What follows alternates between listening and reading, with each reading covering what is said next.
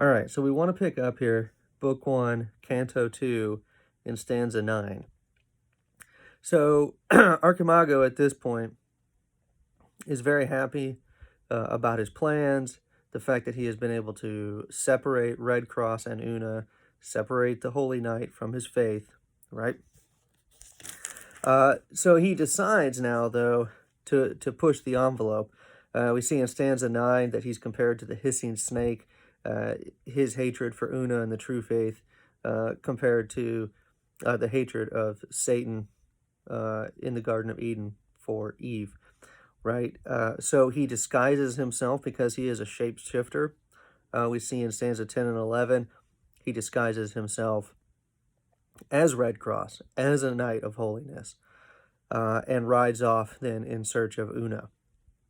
And so that's a portrait then of his hypocrisy, right? The Pope, the Catholic Church, the hypocrisy of their seeming faith. And so he rides off then in search of Una. So the rest of the canto focuses on Red Cross and what he's doing in the absence of Una. So that's what we see in stanza 12. The true St. George had wandered far away. Well, that's Red Cross, right?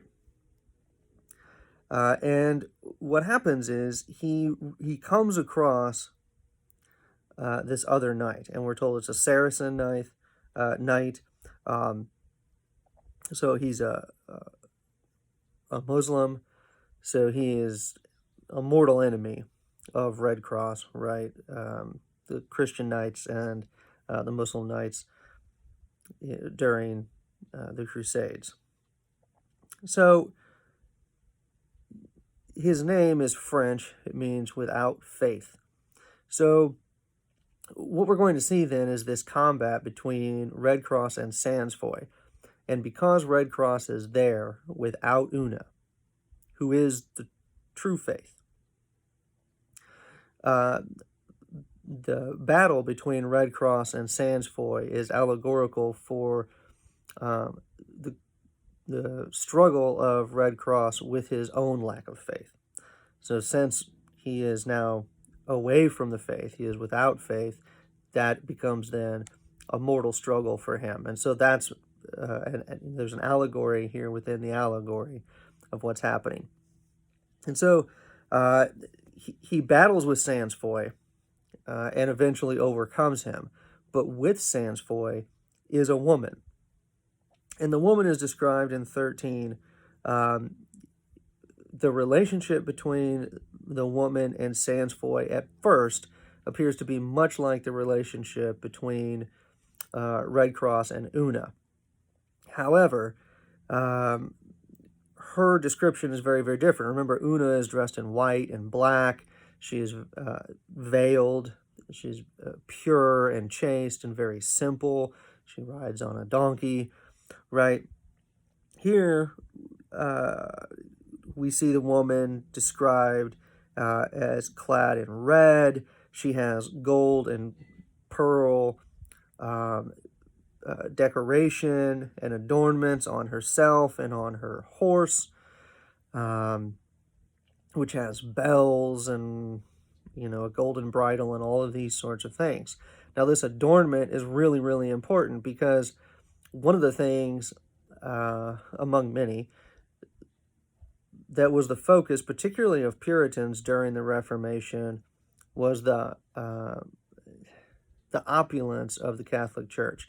That the Catholic Church had over a millennia and a half basically accumulated all of the wealth that should have belonged to the people, and that they had used it then to build these grand cathedrals that had, these amazing altar pieces and artworks,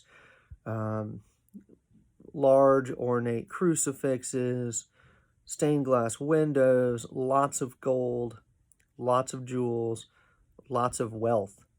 And that was seen as both corruption, but also idolatry.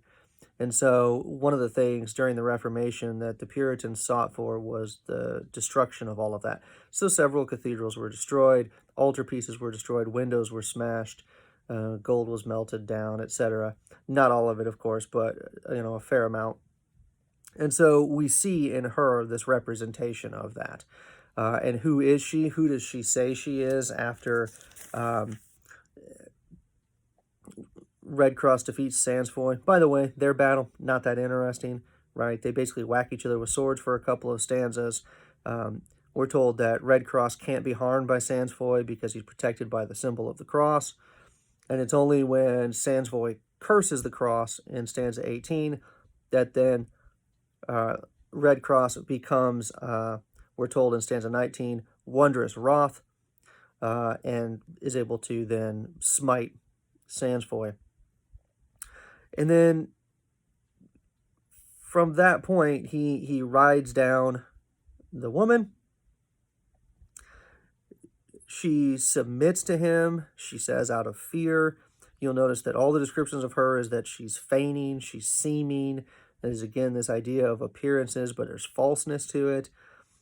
She describes herself in stanza 22 as a daughter of Rome, right? Her father, she says, was the emperor, etc. So she's a daughter of Rome, i.e. she is a Catholic.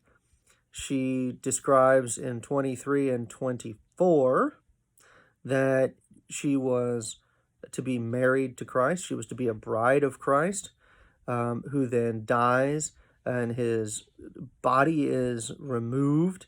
And when she cannot find him, she begins to wander as a pilgrim until she is discovered by Sansfoy. Now, this whole narrative is not to be believed, and there are a lot of clues in this that it's not to be believed. But it is essentially a picture, right, of lack of faith or false faith. She is Roman Catholic, so immediately he should be cautious of her. But this idea that the body of Christ is removed and she can't find it and she wanders as a pilgrim after that, of course, suggests that she doesn't believe in the resurrection. So she does not have true faith. So she is here represented as the sort of antithesis of Una, right? And so she says that she was found then by Sansfoy, who threatened her chastity and her virginity, the fort that ladies hold in sovereign dread, she says in stanza 25, and that he also has two brothers, younger brothers. The youngest of them is Sans Joy, that is without joy, and then the middle one, Sans Loy, which is without law. So she identifies herself then in 26 as Fidessa, which we're told means faithful, or the faithful one.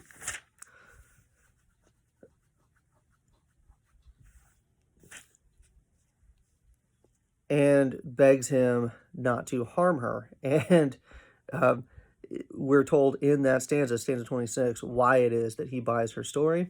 We're told it's because he is more busying his quick eyes, her face to view, than his dull ears to hear what she did tell. What does that mean? It means she's really pretty, she's talking, he no listening, okay? He is just distracted by her pretty face, and she's like, I'm a Catholic, and I don't believe in the resurrection, and I had sex with a Muslim, and he's like, oh, shucks, that's, don't worry about me, I'm not going to hurt you. And of course, not that any of those things are necessarily bad, but for him, as the Knight of Holiness of the Protestant Church, those are all really bad things. And so she is not to be trusted, but he is too distracted by her beauty. Why is he so distracted by her beauty? Well, because he's separated from his faith, right? So he's vulnerable. So he makes her assurances that he is not going to harm her or her chastity. She's not chaste anyway, right? But that's what he says. And in a very courtly scenario, he puts her up on the horse. She makes lots of coy, flirtatious looks at him. which keep him all very distracted, and they ride. We're told in 28 they ride for a long time. So he has effectively replaced Una, the true faith, who he believes, because of Archimago, to not be chaste and true, with a woman who claims to be chaste and true, who we know is actually apparently a whore of Rome. There's a lot of irony in here, of course, because we see it, we know it, he can't piece it together.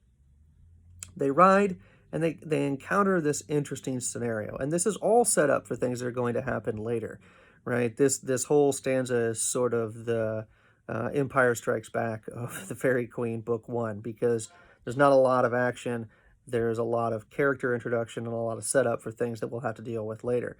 So we meet another interesting character. They're riding along. They come upon a couple of trees next to a pond. They're very strange trees, very mysterious trees. We're told that the shepherds won't sit under them when they need shade with their flocks.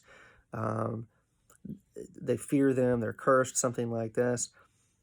But Red Cross is so enchanted by the beauty of Fidessa that he goes over to one of the trees while they're resting, snaps off a branch because he thinks to make a garland for her. It's a romantic gesture. And when he snaps the branch off of the tree, we're told at the end of stanza 30, the tree begins to bleed, and a voice begins to speak to him from the tree in stanza 31. So it turns out that the tree itself is not just a tree. It is actually this figure, Fra Dubio, which is Italian, right? They tell you in the footnotes it's Italian for in doubt or a brother of doubt. Okay.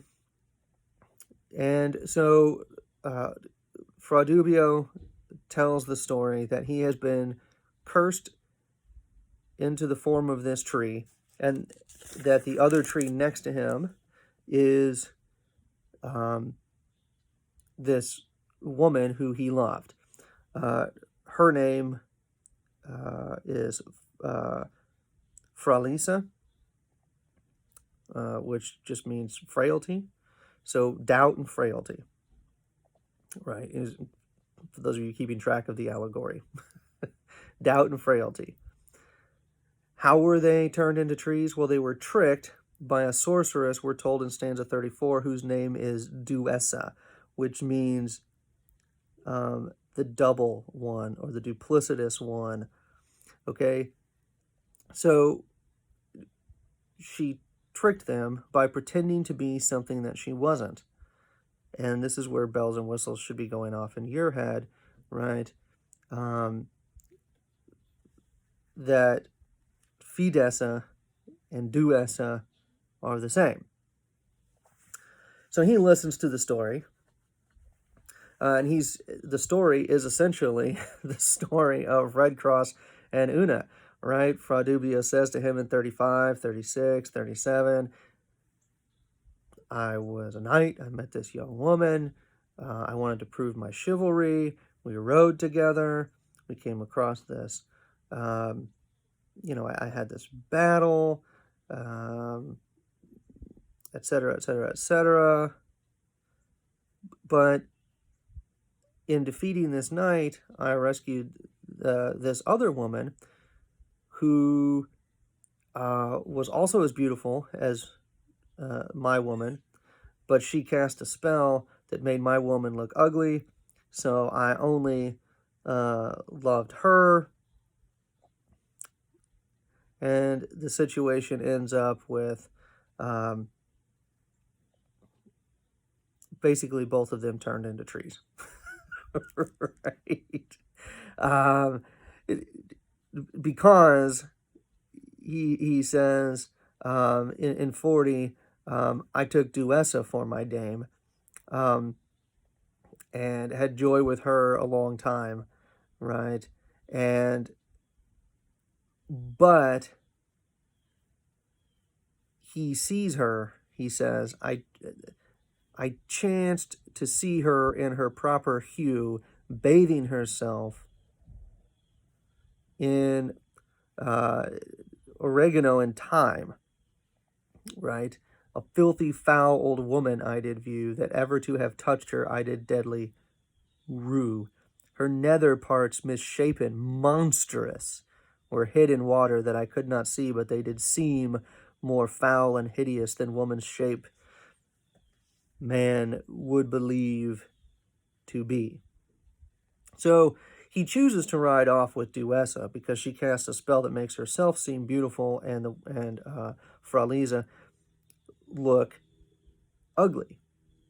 He is a weak man, easily deceived, right? He is doubt. He is in doubt. That means questioning his faith. He doesn't have full commitment or holiness to the true faith. And so he is deceived, chooses to take Duessa for his woman, and then he accidentally sees her bathing herself, and she is a beautiful woman, sort of from the top up, but from the waist down, things are not right. She is, we're told her nether parts are like a hideous monster. There's a lot of anxiety in the Fairy Queen that Spencer reveals about women's sexuality, particularly as it regards their body and particularly their genitals and so forth, which speak to the sense that that a lot of Puritans felt that female sexuality was something, if not evil in and of itself, to be incredibly cautious of and to be feared. And that goes all the way back to this idea that it was Eve who was responsible for seducing Adam to eat the fruit in the Garden of Eden. And from that point on, women were seen as sexually seductive, and that seduction was dangerous for men who were pursuing lives of holiness. And that is a large part of why you see chastity and vows of celibacy and things like this as being so key and tied into faith. And so what we see here is she has sexually deceived him, and essentially once he's had her, he realizes that she is a disgusting monster and that he has been sexually deceived. He has the sort of morning after regret, right? She looked a lot better last night than she does this morning. What have I done? So, but she should seem pretty familiar here, right? Representation is a lot like error. Beautiful woman from about here up, from about here down. She's some kind of terrifying monster. So he realizes what she is, tries to go back to Fra Lisa, but Duessa perceives his thought, he says in 42, and turns him into a tree. And it's really interesting as we think about how these figures match up with heroic figures that we've seen in the past, and particularly with Gawain, who was this perfect, faithful knight. There's this interesting line in stanza 42 where he says that all my senses were quite bereaved quite, right? All my senses. And remember, on the 5-point star that Gawain had, one of those 5 points that represent his perfection is the perfection of his senses. He is deceived here, Fra Dubio is, and that is one of the struggles that Gawain faces as well. But Gawain remains intact with his 5 senses. Here, Fra Dubio is deceived. He is turned into a tree to stand forever next to Fraliza, who is also a tree. And so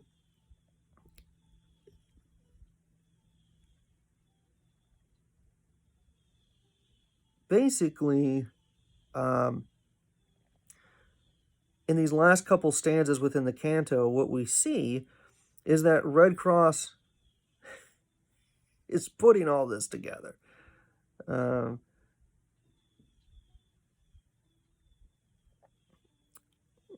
right, so if we look at stanza 44, so the false duessa now fidessa height. So here the narrator is telling us, the poet is telling us, these are the same people. Heard how in vain Fra Dubio did lament, and knew well all was true. She heard him telling the story to Red Cross. She knew it's all true. But the good knight, full of sad fear and ghastly dreariment, when all this speech the living tree had spent, the bleeding bough did thrust into the ground, that from the blood he might be innocent, and with fresh clay did close the wooden wound, then turning to his lady, dead with fear, her found. So he is essentially absolving himself. This is very much like Pontius Pilate washing his hands before the crucifixion of Christ. Um, Red Cross is like, crap, I don't want to get mixed up in any of this. She pretends to be terrified, right? Her seeming dead he found with feigned fear, not real, as all unweeting of that well she knew, and pained himself with busy care to rear her out of careless swoon. She pretends to be terrified by the story, and pretends to faint, and so he busies himself with reviving her. Her eyelids blue, and dimmed sight with pale and deadly hue. At last she gan lift up. With trembling cheer, her up he took, too simple and too true, and oft her kissed. At length all passed fair. He set her on the steed, and forth did bear. And you sort of just, right? Because you know it's her. And all she has to do, he's this close to putting it all together, right? He's clearly troubled by the story because he buries the branch, stops the bleeding, puts his hands up, and walks away because he's this close to putting it all together. And she pulls the lady thing, right? Oh, this is horrible. What a terrifying story. Oh, if you think it's me, then you'll kill me. Oh, no, I don't think it's not you. No, it's like the situation that we're in, but it's not you, right? And she bats her eyes and she pretends to swoon, and she flushes and looks beautiful. And so that's all it takes, right? He revives her, lifts her up in a very courtly gesture, right? Because this is part of who he is, and that's why we're told too simple and too true. Look, it's too easy, right? Just like Gawain is played by the wife of Bertilac in Gawain and the Green Knight, where she's constantly like, oh, I thought you were courtly, I guess you don't know what you're doing, right? You're like, that's too easy. Well, this is too easy, right? And part of why it's too easy is because he's separated from his faith, and he doesn't have that to fall back on. You're going to skip the next 4 cantos. I'll give you a summary of each of those cantos so you know sort of what you're missing. The reason we're doing that is because to read the entire book would really take a long time. The storylines that we've begun here pick back up in Canto 7, and it's loads of action, lots of fighting, lots of crazy stuff happening in the last couple stanzas that we'll read, or the last couple cantos that we'll read. So I think you'll really enjoy that. Arthur will be there, which is fun. But hopefully you're up to speed now on where we are and what's going on with the allegory.